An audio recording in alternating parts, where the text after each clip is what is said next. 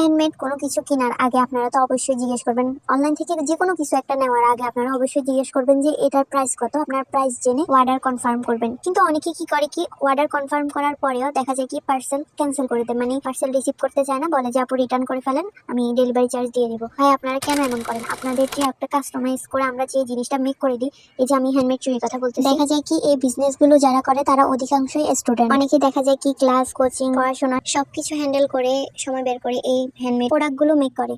আমরা যারা ছোটখাটো উদ্যোক্তা আছি তাদের জন্য এটা খুবই কষ্টকর যে অর্ডার কনফার্ম করার পরে ক্যান্সেল করে দেয়। কিছু বেচ আর ম্যাটেরিয়ালস কিনলেই তো চুরি হয়ে যাচ্ছে না, চুরিগুলো বানাইতে হলে আমাদের অনেক সময় ওয়েস্ট হয়, আমাদের শ্রমও ওয়েস্ট হয়। আর আপনারা প্লিজ এক একজনকে এক একজনের পেজের দোহাই দিবেন না, এ এত কম দামে বিক্রি করে, ও এত কম দামে বিক্রি করে, প্লিজ এগুলো বলবেন না। এক এক পেজে এক এক প্রাইজের হইতেই পারে, এটা তো অস্বাভাবিক কিছু না। আপনারা যদি আমাদের যে অ্যামাউন্ট, ওই অ্যামাউন্ট গুলো দিয়ে যদি চুরি নিতে চান তাহলে আপনারা নিতে পারেন। আপনাদেরকে তো আগে বলে দেওয়া হয় যে অমুক চুরি এরকম করে বানাইলে এত টাকা হবে, এত টাকা হবে। সো অর্ডার কনফার্ম করার আগে ক্যান্সেল করবেন।